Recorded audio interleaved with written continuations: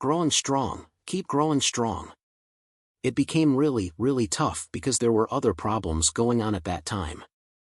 I started having problems with the internal revenue, and the manager said, "That's it, I'm done." Just like that. Wow. Just like that. Did you know that the members of the Stylistics went through so much pain in their lives? They were once one of the greatest soul groups of the 1970s, known for hits like You Make Me Feel Brand New and Betcha by Golly Wow. Behind the success, there were problems, from money disputes to the lead singer quitting during a show with no prior notice to his bandmates. And trust me, they didn't see it coming. What really happened to them? Why did their lives end in such a sad way? Let's find out. The Stylistics is one of the greatest R&B groups known for their smooth love songs. But how did they start? It all began in Philadelphia, where the members were just high school students with a dream. They didn't know they would become famous one day. In 1968, there were two different singing groups, the Percussions and the Monarchs. Most of the members went to Benjamin Franklin High School. The school had talent shows, and both groups would perform. At the end of that year, they lost some members, some went to college, and others went to Vietnam. But things changed when some members left. This left both groups with fewer members. That's when a school teacher had an idea. She suggested combining the remaining members into one group. Now they needed a name.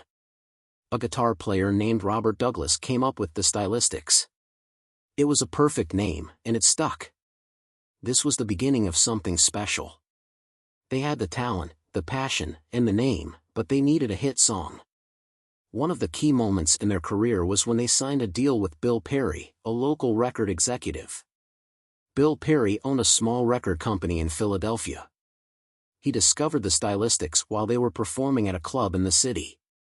We were always doing local shows, not knowing whether it would actually take off. And a guy by the name of Bill Perry approached us. After seeing their talent, he approached them and asked if they were interested in recording a song. The group was excited and said yes. Bill then asked if they had any original material. Fortunately, Robert Douglas, the guitarist in the group, had written songs that they could use. With their own musicians, they went into the studio to record. It was a simple and low-budget session. The total cost of recording was around $500, which was a small amount even at that time. We went into the studio with our own musicians, and I think the session cost, $500 to record the record back then. Wow! After recording, they went on their first tour in Newport, Rhode Island. They were young and just happy to be performing. Their families called and said, "Your song is playing on the radio in Philadelphia. It's a hit."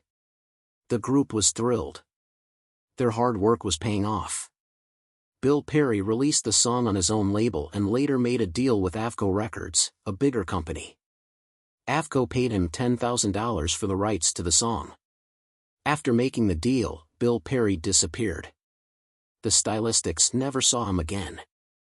He took the money and walked away. Yeah, he made a deal with Avco Records. Avco gave him $10,000. Even though the group had recorded the song, they did not receive any of the money from that deal. The only person who continued to earn royalties was Robert Douglas since he was the songwriter. Bill Perry might have continued to receive money from the record, but the group never saw any of it. Even though they didn't make money from their first song, it helped them get noticed. Their music started spreading beyond Philadelphia to New Jersey, New York, and Washington, D.C. People loved their sound. The industry was tough, but they were determined. After their first hit, they signed with Avco Records. The label gave them a chance to work with Tom Bell, one of the best producers in Philadelphia. Tom helped shape their sound. With him, they recorded classics like Stop, Look, Listen, You Are Everything, and Betcha by Golly Wow. One of their most famous songs, Betcha by Golly Wow, was written by Linda Creed. She was an incredible songwriter. Her lyrics were heartfelt and romantic, which fit the group's style perfectly. The Stylistics became known as the Philadelphia R&B love song group because of their soft, emotional music. The Stylistics' success did not come without challenges. Like many other groups, they went through changes in their lineup. Russell Tompkins Jr. was the lead singer of the group, and his voice was a big part of their sound. However, things began to change over time. Russell eventually decided to leave the group. His departure was not sudden, it had been coming for a while. The group had noticed the problems and tried to work through them, but eventually, he left. When he just left, we were on stage, and he walked off halfway through the song. Russell's exit happened in an unexpected way. The group was performing in Cleveland, Ohio. In the middle of a song, Russell simply walked off the stage. As he passed their manager, he said, "That's it, I'm done." Just like that, he was gone. The rest of the group was shocked. They looked at each other, trying to understand what had just happened. Luckily, they had already been preparing for a situation like this. They had met a singer named Eben Brown, who had a similar voice to Russell. Since they knew Russell might leave, they had asked Eben to be ready. When Russell walked away, they quickly brought Eben in as his replacement. Within a week, the Stylistics were back on stage with a new lead singer. The first few times we went on without Russell, you could hear the disappointment in the audience when we came out on stage and they didn't see him. At first, the audience was disappointed when they didn't see Russell on stage. He had such a unique voice that people immediately noticed his absence. But once they heard Eben sing, they started to accept him. The group's goal was simple: as long as they could sound like the records, they believed the fans would stay with them. Another challenge the legendary group faced was Russell refusing to sing all the songs. This happened before he left the group. He said he was tired and didn't want to sing everything anymore. But how can you not sing when you are the main voice people expect to hear? Fans come to shows wanting to hear the songs they love. And if you don't sing them, it can cause problems. What Eben was doing, he was doing songs Russell just refused to do. At first, it was a small issue, but over time, things got worse. The group started to feel the tension. There was no big argument or fight, just a quiet distance growing between everyone. It got to the point where, if Russell didn't leave, others were ready to walk away.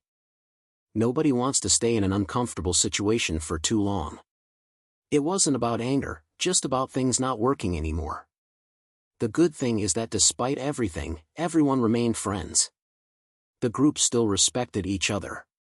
Even though Russell had his own issues, the other members didn't hold any grudges. If he called today, I would still have a conversation with him. Russell explained his situation during an interview. According to him, things were not working the way they used to. He had money problems, and other things in his life were falling apart. It felt like everything was going wrong at the same time. Russell had always worked hard, but now, nothing seemed to go right. Stress was building up inside him, and he didn't even realize it. It kept getting worse every day. He didn't know how much it was hurting him until it started affecting his voice. It got so bad that Russell started praying. He asked God to help him. His voice was completely gone. He knew he couldn't go on stage and give a bad show to his fans. And that's when he made a tough choice. Right there on stage, he said, "Thank you, everyone. It's been a great journey, but Russell is going home." Bell, because he understood the band's style, knew how to bring out the best in the band's voices. That's why the Stylistics had so much success with him. When Hugo and Luigi took over, things started changing. The music industry was shifting, and the band wasn't sure if it liked the direction it was heading. The Stylistics had to roll with it. That's why the band always tried to keep control over its own music. It wasn't me. It wasn't black enough. It was very, very corny. They can be too dramatic, too easy. The record company would come up with these songs, and the Stylistics had to be the ones to say, "This isn't for us." After Hugo, the band got to work with someone really respected, Teddy Randazzo. Those songs recorded with Teddy might be some of the best the Stylistics ever did. When the Stylistics worked with Teddy, the whole group performed, and the band really sounded its best. The group did 2 albums with him, and after that, the band moved on to Gamble and Huff. That's when Hurry Up This Way Again happened. The way Gamble and Huff worked was completely different from anything else the Stylistics had experienced. Teddy Randazzo did 2 albums for them, and they were for Avco. They went to Mercury Records then, and a lot of people don't know anything about these records, but when they hear them, they really enjoy them. At their label, everything was scheduled. They would tell the band, "Be here at 3:30 on Monday." The Stylistics would go in, and they'd have songs ready. It wasn't like other places where the band had a say in picking the songs. It was a process that was completely structured. They had a system that worked for them. They stayed in his house, went to the studio, cooked, ate, and hung out. That was a great experience in my career. Now, when it came to hurry up this way again, the Stylistics had to adjust to their process. The band wasn't used to learning songs bit by bit like that, but in the end, it was worth it. That song turned out to be one of the best they ever recorded. Even now, when they listen to old songs, the band can hear the effort put in, the work done with Teddy Randazzo, the journey with Gamble and Huff. It all shaped the sound of the Stylistics. Some records were better than others, but the band always gave its best. Russell was addicted to smoking and alcohol, but he stopped. According to him, it feels strange to think back and remember smoking while recording some of the best songs. People always said Russell's voice sounded smooth like butter. No one would think Russell was smoking all the time, but that's how life is. Everything seems fine until it isn't. Sometimes the damage happens slowly, and no one notices until it is too late. After many years of touring and working in the studio, Russell's voice started to suffer. Even if you're not into drugs, drinking, or smoking, being on the road and singing night after night took a heavy toll. As earlier stated, by the year 2000, Russell's vocal cords were badly damaged. The pain and struggle became too much. This was heartbreaking for a singer who had given so much to music. Singer Arian Love had a very sad time in his life in 1995 when he lost his brother, who had worked with him for 10 years. His brother was his valet, helping him with everything while he was on tour. Before Arian left for California, his brother was already sick, but he did not expect the worst. While he was far from home, he got a heartbreaking phone call: his brother had passed away. It was a shock, and it hurt deeply. Losing someone so close made it hard for him to keep singing.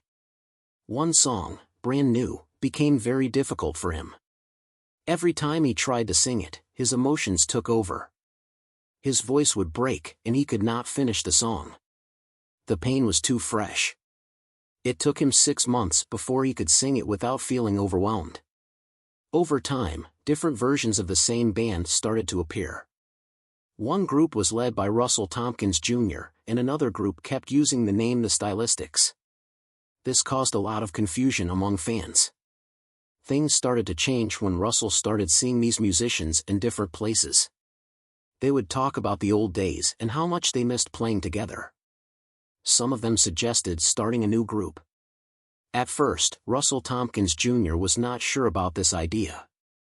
It was a big decision, and it was not easy to make. I would see Raymond. He would come up and say, "Man, where are you going to put the group back together?" I said, "I thought you didn't want to sing anymore." He said, "I want to sing with you." One day, Russell met Raymond Johnson, a musician who had also been part of the Stylistics. Raymond had a group called Portrait in Black. He had helped manage this group for a while in the past. Raymond introduced Russell to a singer named Jonathan Buxton. Jonathan was very talented, and he was looking for new opportunities. They believed that something special could come from this collaboration.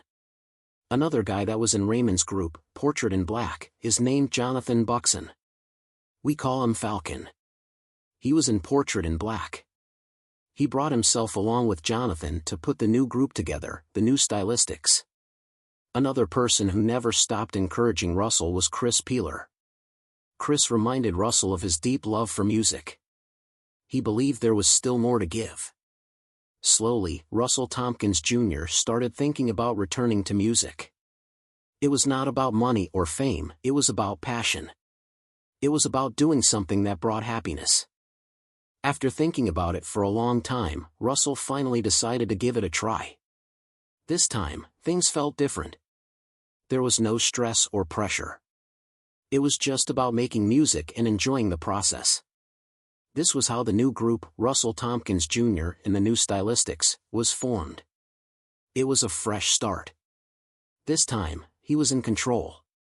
There was no outside pressure. Everything was done in a way that made Russell Tompkins Jr. happy. It's been, 12 years now? 13 years? And it still feels that way.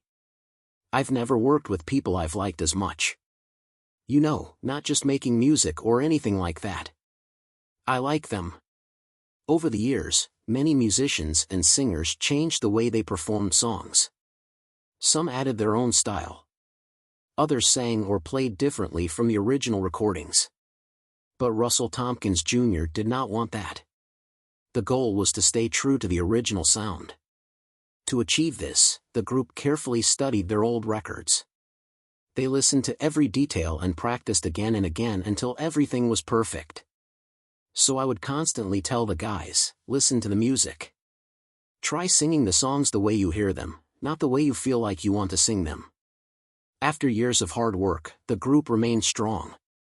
Russell Tompkins Jr. wanted people to know exactly who they were watching at a concert.